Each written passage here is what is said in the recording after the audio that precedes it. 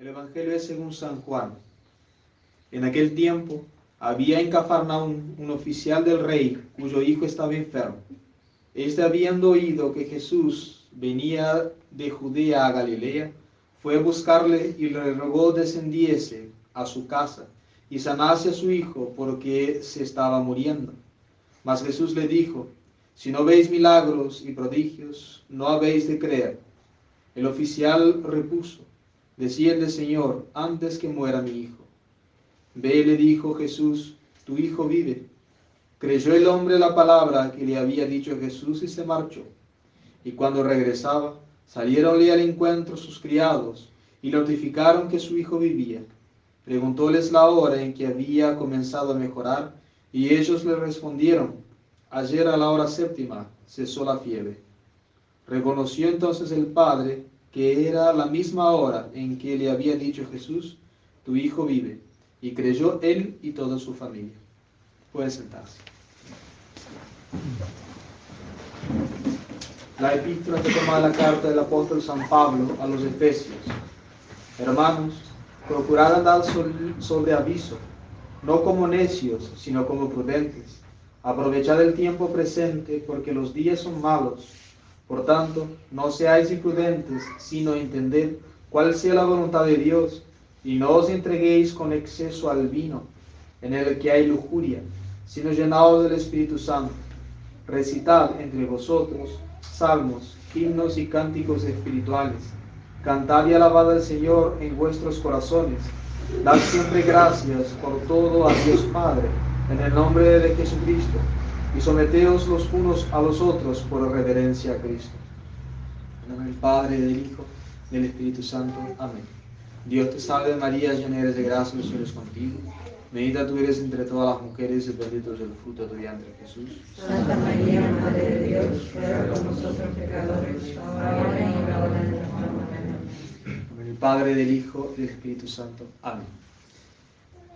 Nosotros nos encontramos el domingo de hoy en el 20º domingo después de Pentecostés. Ya estamos mucho más cerca de lo que es el final del año litúrgico. El año litúrgico, sabemos muy bien, está compuesto de varias partes. La última parte del año litúrgico, que no sigue las fechas del año civil, la última parte es el tiempo después de Pentecostés, que puede tener varios domingos. Puede ser 24, 25, 26, hasta 27 domingos. Depende de la disposición del año litúrgico. Cuando nosotros llegamos al domingo 20 después de Pentecostés, ya la Iglesia nos da la idea de final, el final del curso litúrgico, y ya empieza a hablar de el final del mundo. De hecho, el último domingo de Pentecostés, el Evangelio, está hablando precisamente de la vuelta de nuestro Señor, del fin de ese mundo, del fin de la iniquidad. Nosotros en el domingo de hoy tenemos esa idea, pero de manera velada. San Pablo nos sigue instruyendo para que seamos prudentes y no necios, porque los tiempos son malos. Y eso es San Pablo hablando hace casi 2000 años atrás. También nuestro Señor, en la escena del milagro de hoy, nos da a entender que debemos rechazar el mundo, ese mundo que vive lejos de los mandamientos de Dios. Algo parecido de lo que hablamos la semana pasada, porque parece que nuestro Señor hace alusión a eso. Cafarnaúm, en la época de nuestro Señor, era una ciudad donde reinaba dos pecados muy pésimos, la avaricia y la lujuria. También era una ciudad donde la gente era muy apegada a lo sensible, a las cosas que veía. De hecho, nuestro Señor dice: si no veis milagros, no creéis. Es todo una planificación de lo que nosotros debemos rechazar en el mundo de hoy.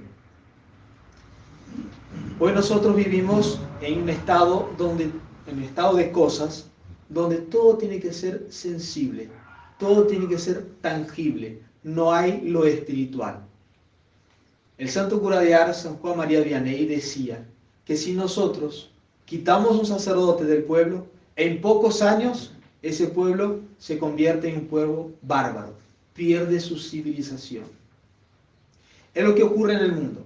Es lo que ocurre en el mundo desde hace ya varias décadas.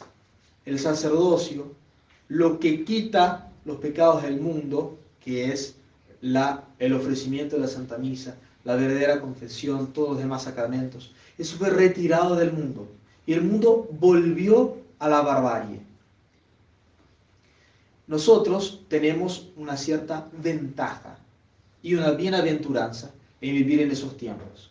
Son tiempos nuevos, nunca ha pasado antes.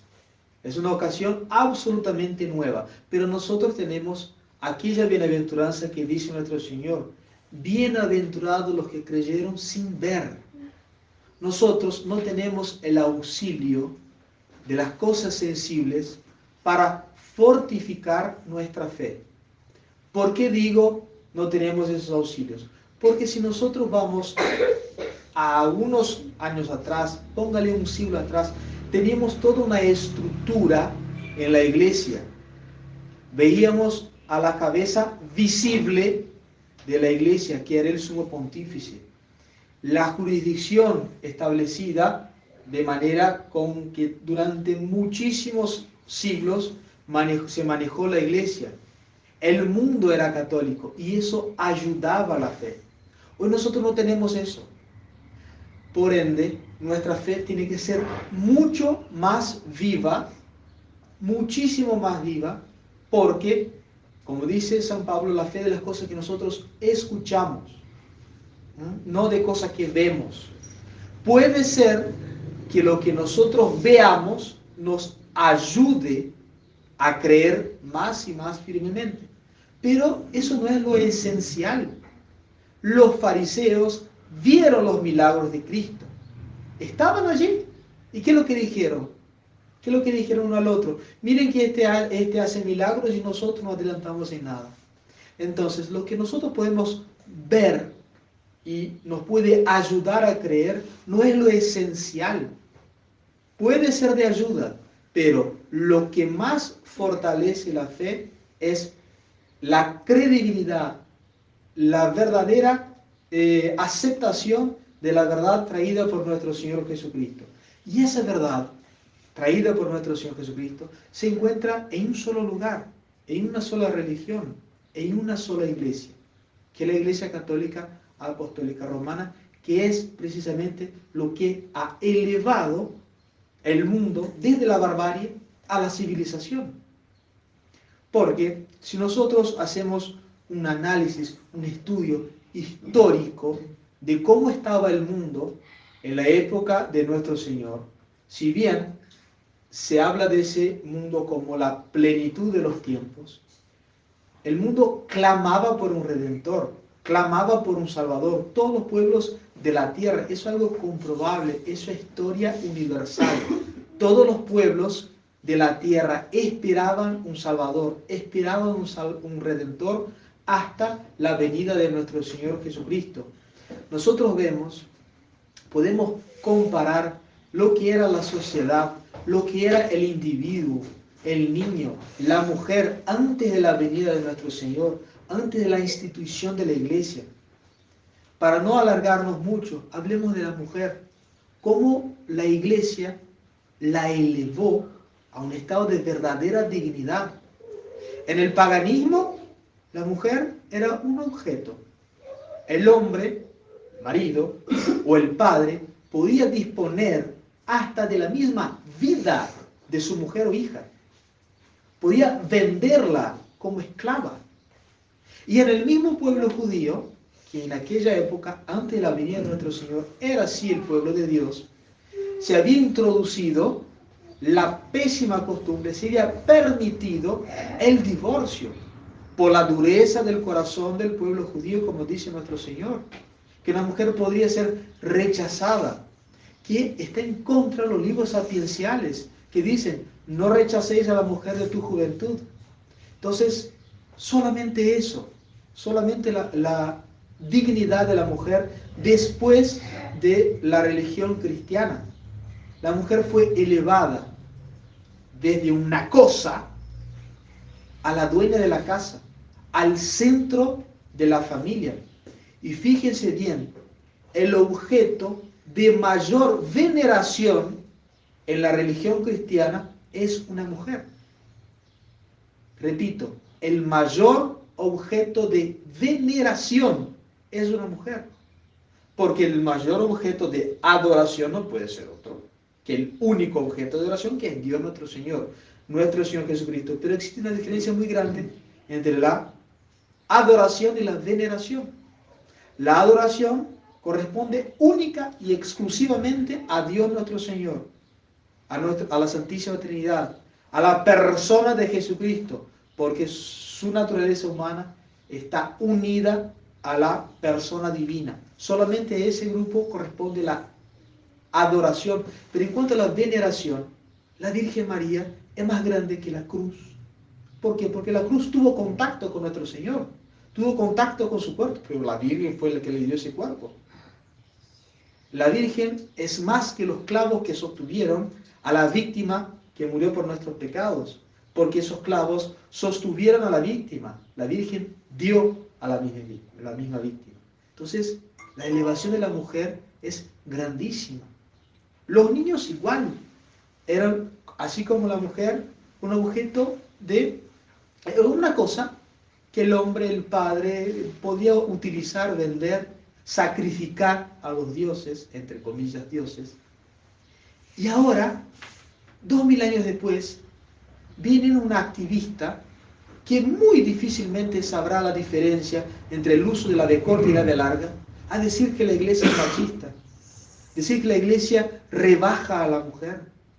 Si la historia dice lo contrario, la historia civil, no estoy hablando de historia de la iglesia, un historiador pagano podría, si tiene rectitud de conciencia, puede confirmar eso, que la elevación de la sociedad corresponde a la iglesia. Y la degradación de la sociedad en la que vivimos hoy es precisamente porque la iglesia no está. Eso nomás basta para discernir entre la verdadera iglesia católica y la falsa iglesia católica. Muy raras veces nosotros predicamos sobre Vaticano II, antipapas, porque son cosas que conversamos en otros lugares. Pero acá tanto es bueno hacernos acordar en una ocasión tan importante como es el sermón. Eso nomás sería suficiente para discernir entre la verdadera y la falsa iglesia.